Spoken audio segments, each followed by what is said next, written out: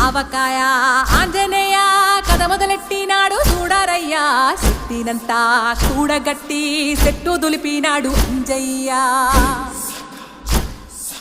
ఎర్ర ఛాయ కోతి అవతార వెంటమాయ కత్తి సేత